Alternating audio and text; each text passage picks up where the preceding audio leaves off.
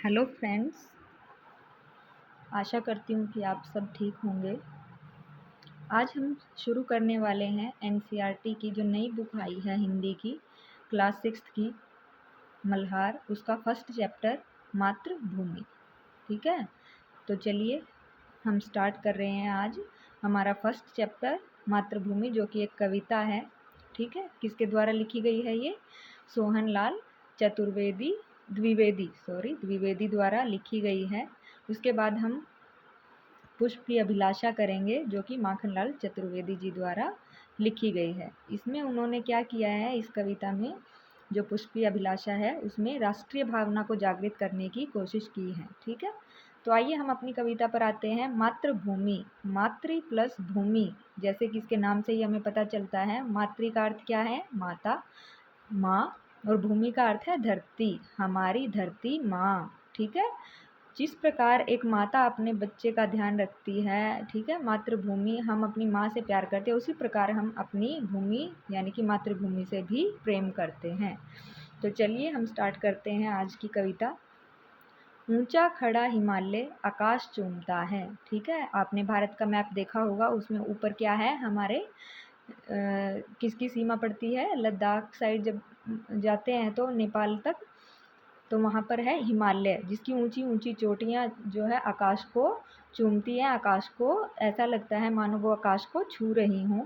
नीचे चरण तले झुक नित सिंधु झूमता है। ठीक है, और उसके नीचे भारत का मैप है ना, उसमें हमारी माता है, जो भारत माता के पैरों को, जो सिंध यानी कि हिंद महासागर, चरण यानी कि पैर, ठीक है, जो हिंद महासागर है वो हमारी भारत माता के पैरों के तले झुका हुआ है, उसके पैरों में झूमता हुआ हमें प्रतीत होता है। गंगा यमुना त्रिवेणी नदियाँ लहर रही हैं। ठीक है, इसमें क्या कहा गया है कि हमारी भारत माता के अंदर त्रिवेणी का अर्थ क्या है? यहाँ पे 3 नदियों की संयुक्त धारा। ठीक है, तो जो 3 नदियों की संयुक्त धारा है, जो इतनी सुंदर, पावन और पवित्र नदियाँ हैं, वो इसमें जो है क्या कर रही हैं? बह रही हैं। जगमग छटा निराली पग पग छहर रही हैं। छहर का अर्थ यहाँ पे क्या है? बिखरना। ठीक है, वो अपनी जगमग छटा जो है यहाँ पर हर जो है पग पग पर क्या कर रही हैं? बिखेर रही हैं। वह पुण्य भूमि मेरी, वह स्वर्ण भूमि मेरी। ठीक है, जो मेरी भारत माता है वह क्या है? मेरी पुण्य भूमि है। ठीक है, सोने के समान, स्वर्ण भूमि यानी कि सोने के समान है वह भूमि। वह जन्मभूमि मेरी, वह मातृभूमि मेरी। ठीक है, क्या कहा है इसमें कवि ने कि मेरे कर्मों का, जो भी मैं कर्म करता हूँ, पुण्य पाप, वो सब जो है मेरी क्या है? वो पुण्य भूमि है, जहाँ पर मेरी सोने के समान जो है वो कीमती है, क्योंकि वहाँ पर मेरा क्या हुआ है? जन्म हुआ है, और वो मेरी माता के समान है। झरने अनेक झरते जिसकी पहाड़ियों में, चिड़ियाँ चहक रही हैं हो मस्त झाड़ियों में। ठीक है, झरने अनेक बह रहे हैं। ठीक है, पहाड़ियों में क्या है हमारे भारत में, जो है आपने भी देखे होंगे, कहीं गए होंगे आप, जैसे कि टीवी में देखे होंगे, अनेक झरने जो है वो पहाड़ियों से बह रहे हैं, जो इसकी शान को बढ़ा रहे हैं। चिड़िया चहक रही हो मस्त झाड़ियों में। ठीक है, जो झाड़ियाँ हैं, पेड़ हैं, पौधे हैं, उन पर चिड़िया चहचहा रही हैं। अमराइयाँ घनी हैं, कोयल पुकारती है। अमराइयाँ मतलब क्या है यहाँ पे? अमराइयाँ का मतलब आम का बगीचा। ठीक है, तो जो आम के बगीचे हैं वहाँ पर कोयल क्या कर रही है? कुहू कुहू की आवाज़ें लगा रही है। बहती मल्य पवन, मल्य क्या है यहाँ पे? दक्षिण भारत के मल्य पर्वत से चलने वाली जो सुगंधित वायु है, उसको जो है यहाँ पे क्या कहा गया है?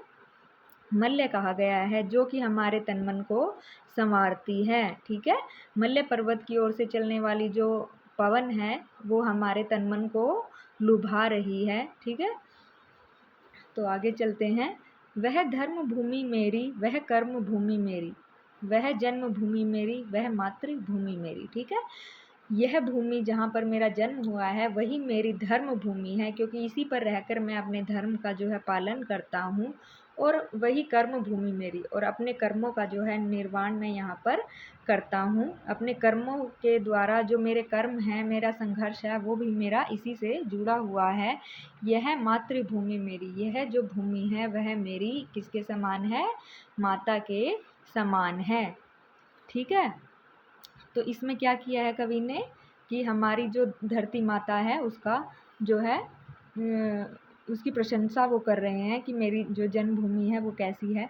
जन्मे जहाँ थे रघुपति, जन्मी जहाँ थी सीता, श्री कृष्ण ने सुनाई वंशी पुनीत गीता। ठीक है, तो कवि यहाँ पे क्या कह रहा है कि ये वही भूमि है जहाँ पर श्री राम, रघुपति किसको कहा गया है, यहाँ पे श्री राम को कहा गया है कि यहाँ पर श्री राम ने जन्म लिया था। और किसने जन्म लिया था, उनकी पत्नी का क्या नाम था, सीता। ठीक है, माता सीता ने भी यहीं पर जन्म लिया था। श्री कृष्ण ने सुनाई वंशी पुनीत गीता। वंशी क्या है, बंसी, पुनीत क्या है यहाँ पे, पवित्र। ठीक है, तो श्री कृष्ण ने ही यहाँ पर जो है पवित्र बंसी बजाई है और पवित्र गीता का ज्ञान जो है हमें सुनाया है, दिया है। गौतम ने जन्म लेकर जिसका सुयश बढ़ाया। ठीक है, जो महात्मा बुद्ध हैं, ठीक है, जो गौतम हैं, उन्होंने यहाँ पर जन्म लेकर जो है इसके यश को और भी बढ़ा दिया है। जग को दिया दया सिखाई। ठीक है, जग को क्या सिखाई है, हमारे भारत ने दया सिखाई है, जग को दिया दिखाया। और जो गौतम बुद्ध हैं उन्होंने क्या दिखाया है, जग को दिया दिखाने का काम किया है, उनको एक अच्छे और नेक मार्ग पर ले जाने का कार्य जो है उन्होंने किया है।